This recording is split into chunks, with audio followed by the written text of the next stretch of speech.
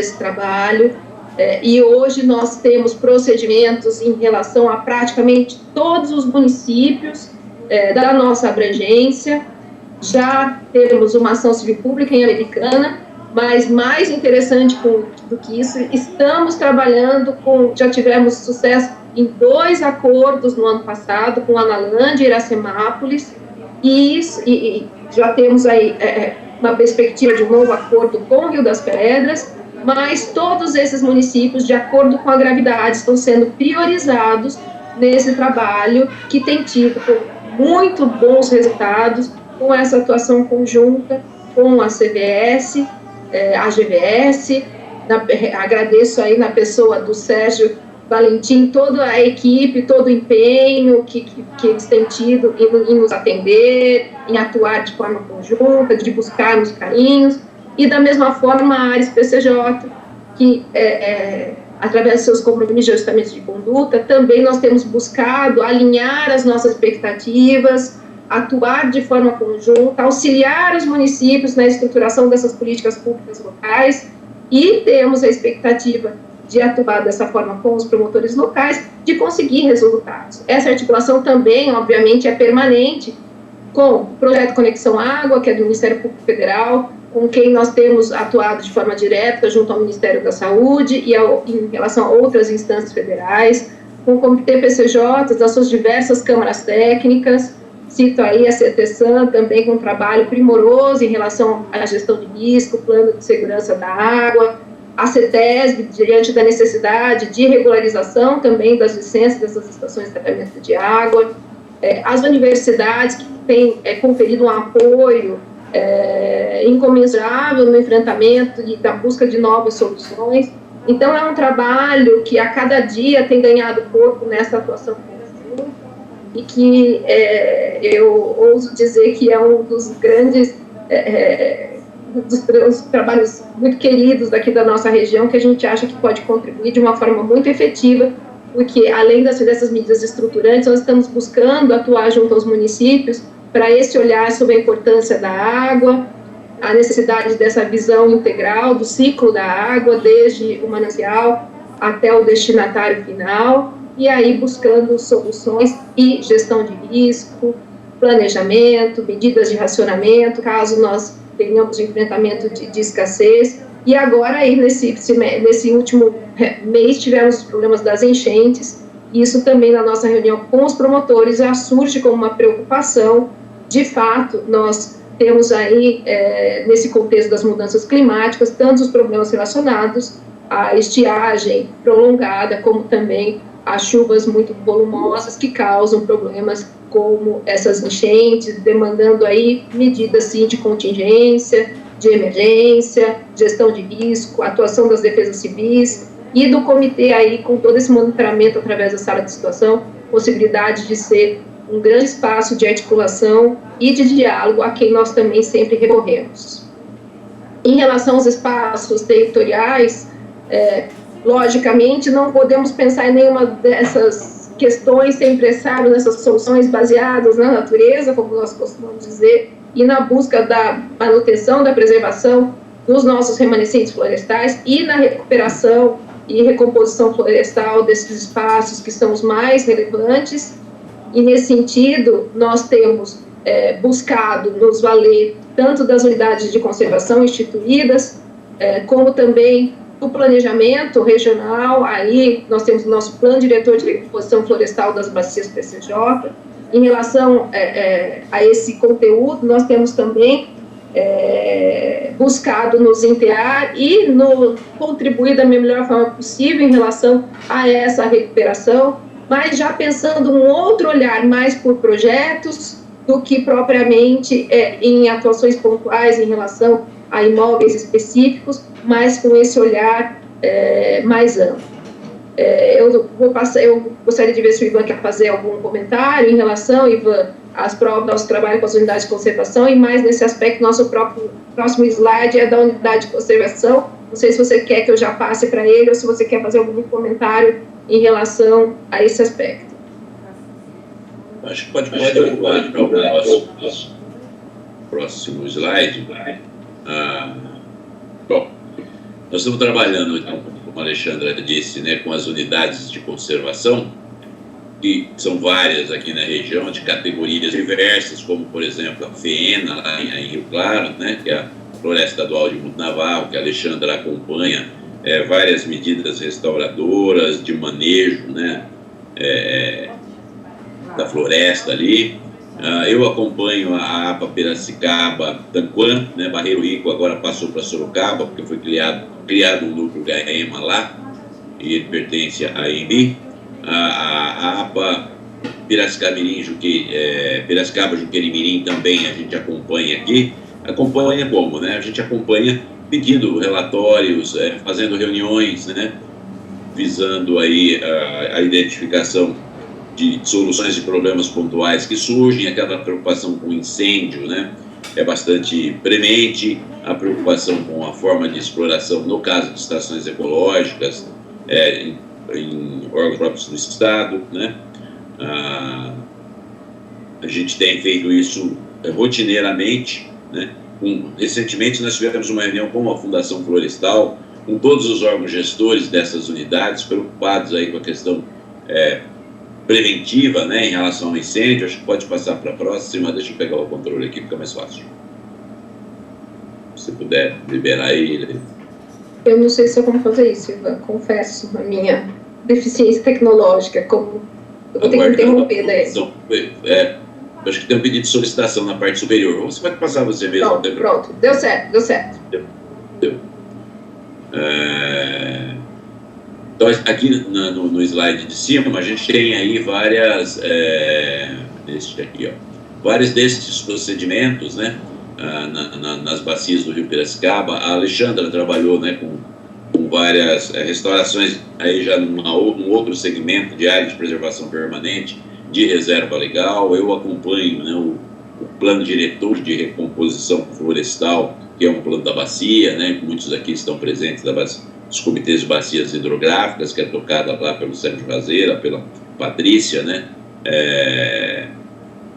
com a ideia, então, de que as áreas prioritárias para conservação de nascentes, né, e interligação de áreas visando proteção do corpo d'água seja protegido. Então, a gente tem tido, além de reforço até as ações do Comitê de Bacia, né, contatos com municípios, contatos com órgãos estaduais, para integrar, né, esse trabalho, para cada vez mais buscar a restauração dessas áreas. Temos um projeto piloto em Analândia, em pleno andamento, com a integração de todos esses órgãos, inclusive da SOS Mata Atlântica, que nos ajuda. Na região de Rio Claro, né, temos aí não só a preocupação com a poluição atmosférica decorrente da extração de argila, né, da perda de parte dessa argila no transporte, com suspensão das partículas inaláveis, mas com a queima do fluoreto. Por muito tempo aí houve, inclusive, por parte de algumas empresas, né, do setor de piso cerâmico, que é o maior da América Latina, de pisos e revestimentos cerâmicos, até um bypass aí, né, um desligamento dos equipamentos de controle de poluição, gerando com isso a emissão do gás fluoreto, que é altamente prejudicial aos folículos da planta, né, até mesmo a contaminação de cursos d'água. Aí fizemos várias tratativas junto com a CETESB, que aqui está presente, né, o controle dessas fontes estacionárias de poluição. E aí obtivemos da parte dessas empresas um monitoramento, né,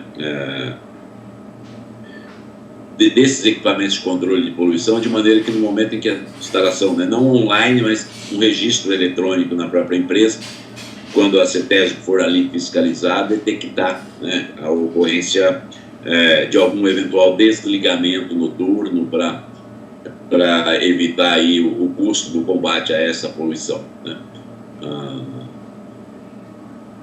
Posso fazer um parênteses, Ivan? Alexandre. Nesse aspecto da poluição atmosférica, já de antemão, eu gostaria de adiantar umas das nossas propostas de metas.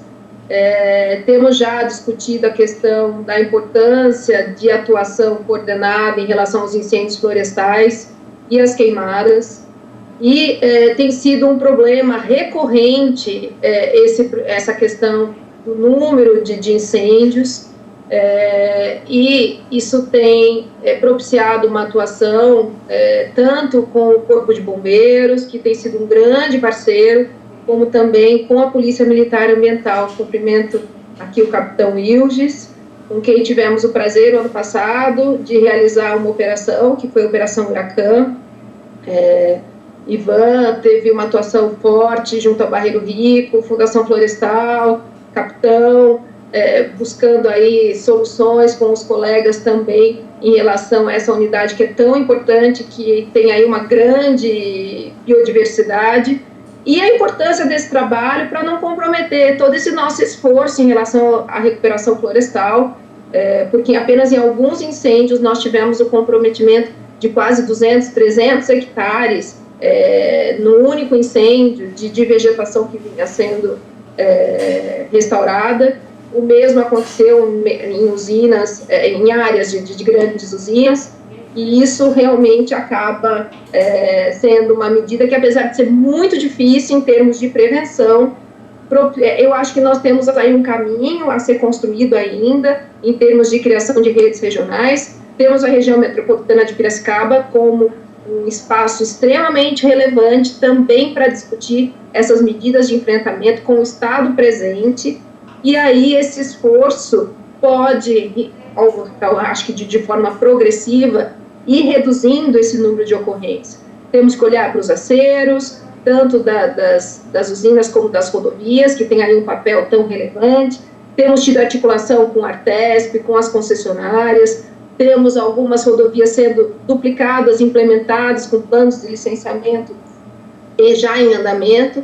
E, nesse sentido, outro aspecto que também é bastante comprometido por conta desses incêndios é a situação, além da florestal, da nossa fauna, né?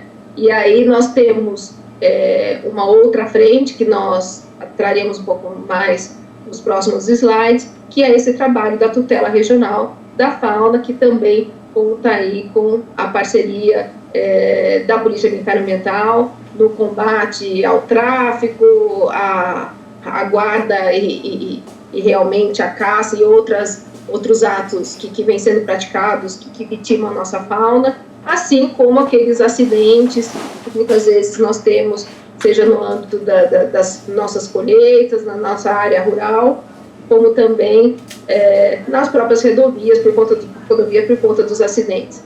A Exalc tem um trabalho primoroso nesse sentido, tem realizado aí uma série de eventos nos quais nós estamos nos valendo para aproveitar desse trabalho e para tentar incorporar e contribuir de alguma forma nesse sentido, assim como questões muito práticas, como a implantação de locais de destinação e atendimento médico veterinário dessa fauna apreendida ou vitimada nessas circunstâncias.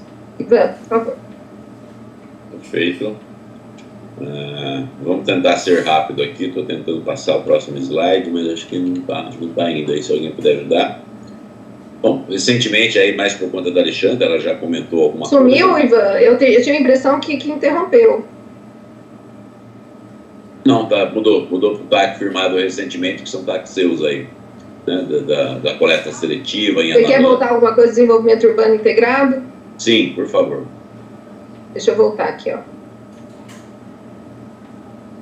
Pronto. Vai.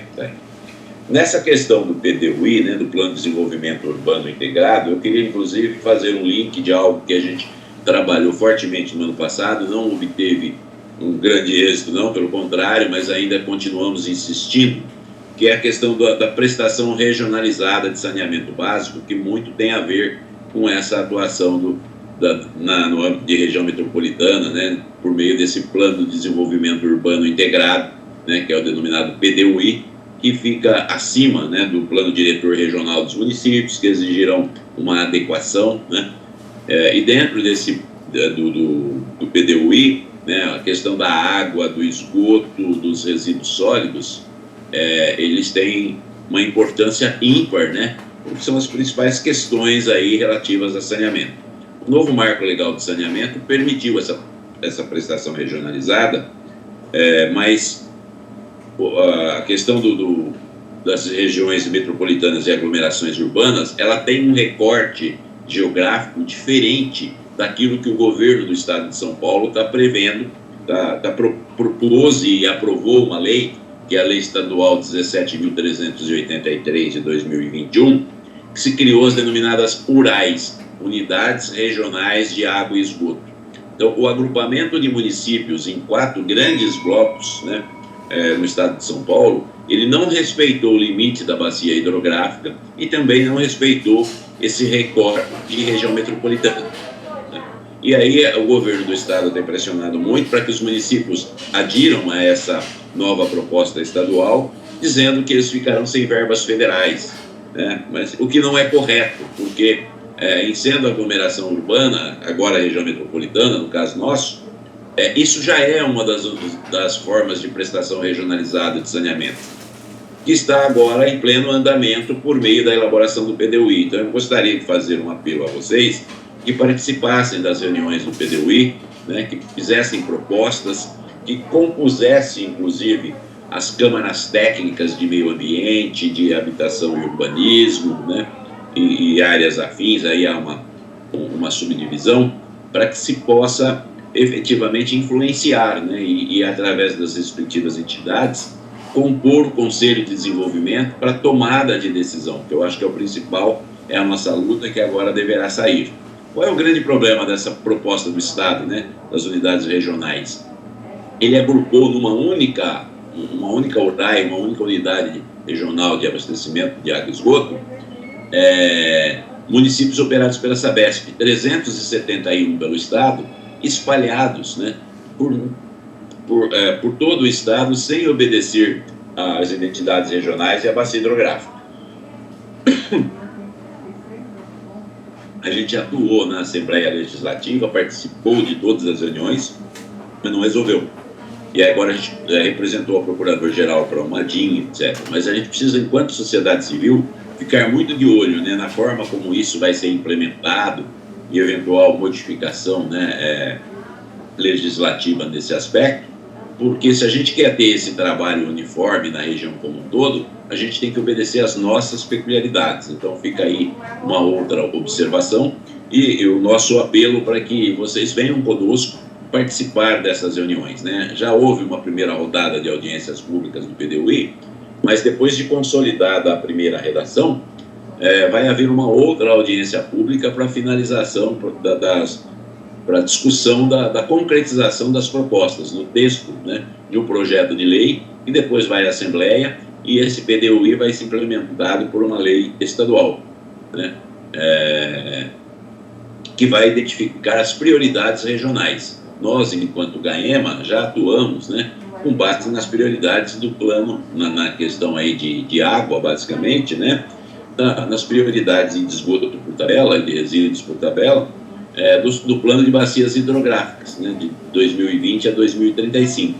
E agora a gente vai ter que atuar também na base daquilo que for definido como prioridades no PDUI. E nós estamos tentando influenciar nesse PDUI, efetuando sugestões, mas a participação de vocês conosco será fundamental. Acho que a maior parte de vocês, porque a gente utilizou esse mesmo mailing, recebeu o convite das audiências públicas, os links, que num primeiro momento a impressão que a gente teve que a divulgação havia sido restrita, e nós procuramos ampliar, né? Eu percebi que alguns dos senhores participaram das 3 audiências públicas que houve, né? Uma em Limeira, uma em Piracicaba e a outra em Rio Claro. Eu participei das 3, participei pessoalmente em Piracicaba e Limeira e Rio Claro de maneira telepresencial, mas advertindo, inclusive, ou colaborando, né, com os prefeitos nessa questão da divisão da prestação regionalizada, da URAI, que eu queria chamar a atenção aqui. Uma outra questão que eu vou pontuar muito rapidamente, o que a gente quer mais é ouvir vocês, né, é a questão da regularização fundiária em loteamentos rurais, né? Acho que todos têm percebido aqui o número de loteamentos, né? O doutor Alex Alvaia, que é o nosso secretário de Meio Ambiente de Piracicaba, da SEDEMA, está aqui conosco, né? A quem eu agradeço também a presença, tem trabalhado e atuado conjuntamente conosco, né, nessa questão de combate aos loteamentos rurais. Nós temos uma lei de regularização fundiária lá de 2017, uma lei federal, a 13465, que estabelece um limite, que a lei municipal de Piracicaba também foi na mesma ideia, mas ainda não precisaria nem da lei de Piracicaba, a lei federal já prevê isso, né? Um limite, só é regularizável loteamentos até 2016, a partir de 2017 eles têm que ser demolidos, e a gente vai precisar atuar muito fortemente para evitar que manchas urbanas, né, surjam em territórios rurais, em todos os municípios da nossa bacia, porque Piracicaba não é o único, Limeira são em torno de 400 loteamentos. Ontem eu conversava com o Dr. Bevilacqua, que é o promotor de meio ambiente de lá, ele me dizia, inclusive, que está fazendo uma investigação nesse sentido, tinha até uma reunião hoje sobre essas questões. Então vejam que é uma questão que está preocupando a região como um todo e vai merecer um tratamento especial no PDUI, né? E já tem um tratamento nosso e a gente gostaria de atuar conjuntamente com vocês. Então, uma das propostas é que isso continue sendo meta de atuação nossa. Hoje a gente tem cerca de 37 inquéritos civis instaurados, mas só em Piracicaba mais de 170 loteamentos irregulares em zona urbana, dos quais aproximadamente 37 a 40 terão de ser demolidos. Então vejam os feitos, né? A gravidade e a extensão aí do problema, né? Eu vou voltar a palavra para a Alexandra, para ela falar um pouco da questão da fauna silvestre, e a gente atua também, eu tenho Cetras de Rio Claro e ela de Santa Bárbara. Nesse trabalho, até complementando, Ivan, em relação à questão da regularização fundiária, eu gostaria de destacar, assim, Piracicaba, de certa forma, não há como nós atuarmos em todos os municípios, mas às vezes nós pegamos algumas situações mais graves, como a de Piracicaba, e utilizamos como um grande piloto, seja no tocante à construção de uma lei municipal que pode ser utilizada pelos demais municípios, seja no sentido de fomentar daí, a partir de então, essa atuação mais regionalizada no âmbito da região metropolitana. E nesse trabalho eu gostaria de complementar também, né, a nossa secretária de Agricultura e Abastecimento, a Nancy, que além desse trabalho da regularização fundiária, tem tido esse olhar para a questão rural, para o fomento de diversas soluções, buscando inclusive fomentar os sistemas agroflorestais, até pela sua própria formação, incentivar e apoiar iniciativas dos nossos agricultores orgânicos, que têm apresentado uma série de medidas, enfim, no sentido de dar oportunidade para uma política de desenvolvimento rural sustentável, em relação à qual ela tanto batalhou, quando na época estava como vereadora, e que foi acolhida pelo nosso Poder Executivo, e que agora ela tem a oportunidade de buscar, né? Nós temos inúmeros problemas nessa área rural, e o que a gente tem percebido é a necessidade dessa aproximação do urbano e do rural, cada vez mais, coisa que muitas vezes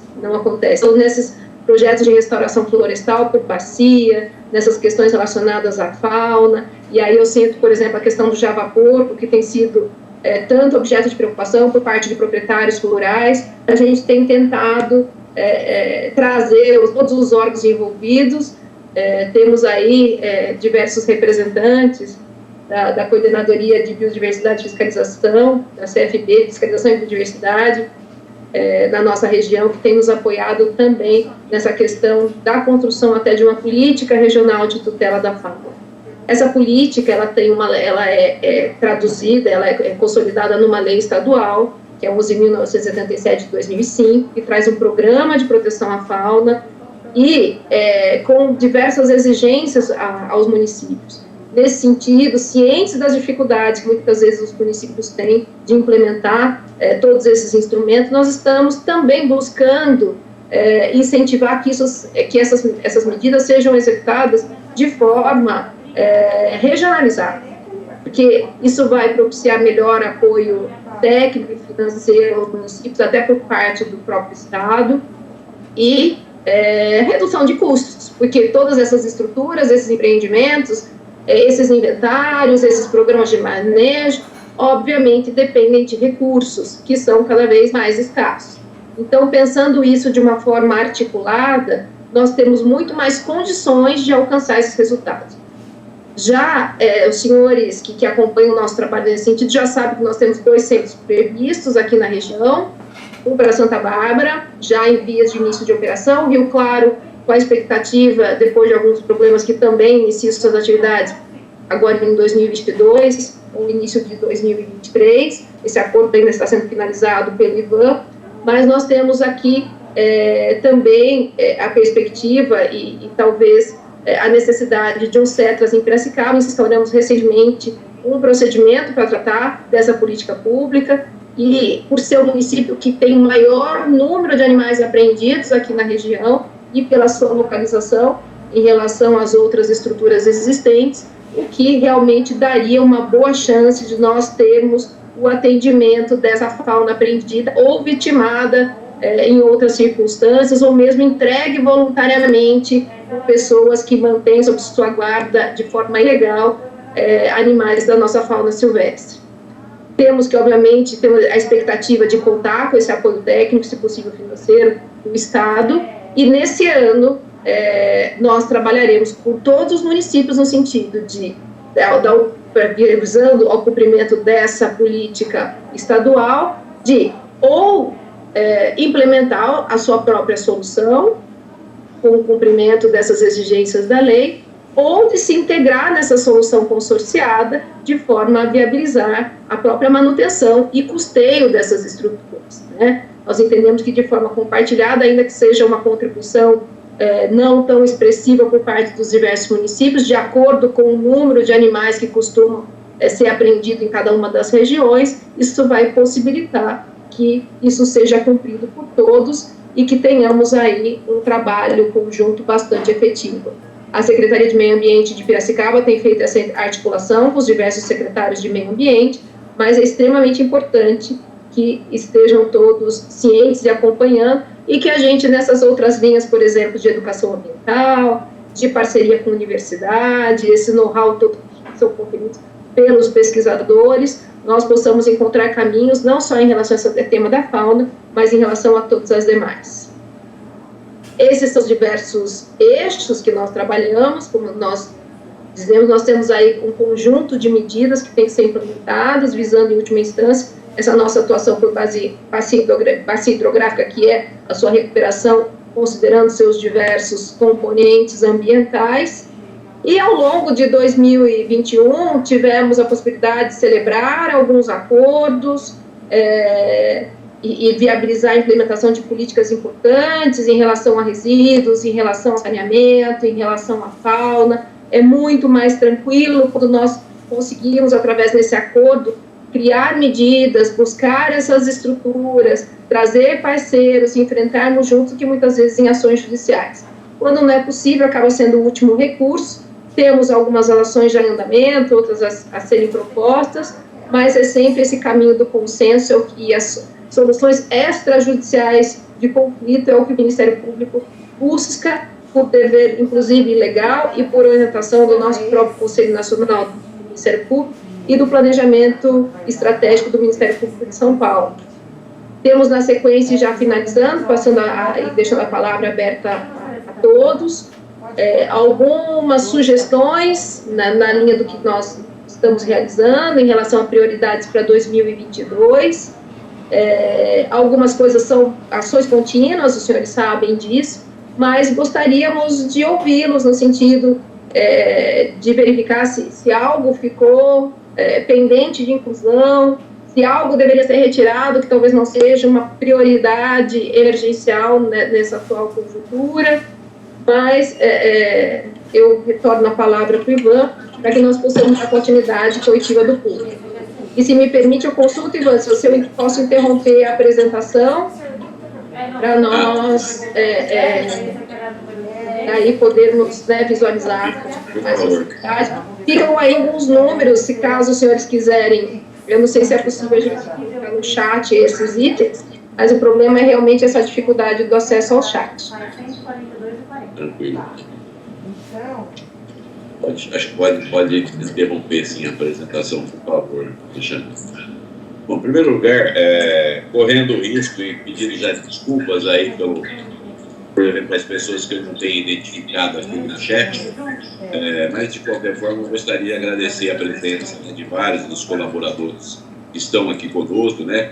Como, por exemplo, a doutora Alexa Salvai, secretária de Meio Ambiente, esse tema, o doutor Alexandre Carrilho, que tem nos ajudado muito em vários momentos aí, que essa OAB, e claro, né, nosso assistente técnico de promotoria André Mono, que está aqui, que tem colaborado bastante na questão da PCH americana, nossa ex-estagiária e eterna colaboradora, que é também, né, o Chicão Francisco Laosa aí pelo consórcio PCJ, né, muito feliz pela presença, o Sérgio Valentim que eu mencionei, o Hugo Leme, que não é só do SEMAI, mas que também auxilia por outras instituições, pelo Comitê de Bacias, João Marcelo da Fundação Florestal, o professor Juan, né, que sempre colabora, demanda e participa de todas as reuniões, acho que de todas elas, exatamente.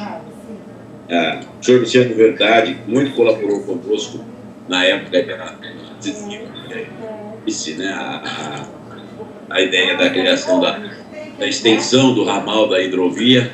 Eu fiquei assustadíssimo numa das reuniões do PTUI, quando o Luciano falou que já se fala de novo, né, na aprovação desse ramal de Santa Maria da Serra até Artemis, da hidrovia, agora com a criação da região metropolitana. Então, um tema para a gente ficar. A Nancy Tami, né, que já colaborava muito enquanto vereadora e agora nessa questão dos loteamentos aí, né, era parceira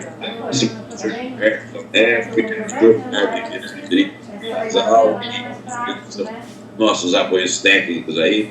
Verifico também a Fabiane lá do SAAI de Atibaia, na questão dos esgotos lá da região, que acaba contribuindo aqui na nossa, também está presente, o vereador Walter Amado, doutora Ingrid de Rio Claro, do setor jurídico, o SAAD, né, que é exemplo do Chicão, pelo consórcio PCJ, nos ajuda, e é um constante interlocutor, o professor Roberto Braga, da Unesp também, o doutor Ronald, da CETESB, a doutora Adriana Salvaia, gerente da CETESB americana, o professor Tarcísio Pinto, que é especialista em questão de resíduos sólidos, que prontamente se dispôs aqui estar conosco, que a gente tem trabalhado em relação a consórcios, né, em conjunto. Nos preocupa, por exemplo, a ideia de criação aí de uma estação de tratamento e recuperação de energia em Nova Odessa pelo Consimares, que ignora um pouco aquela questão da política, né, da redução, da reciclagem, do reaproveitamento,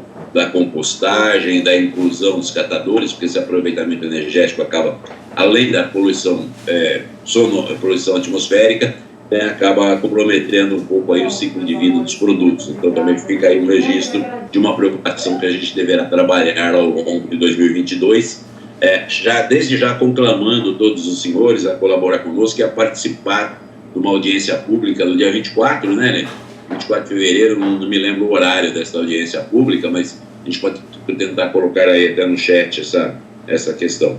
Registrar também a presença do Vinícius, do DAN Rio Claro, a questão das águas subterrâneas, é sempre nosso parceiro, do Roberto Polga, consultor que atua no Comitê PCJ e que nos auxilia muito na questão da qualidade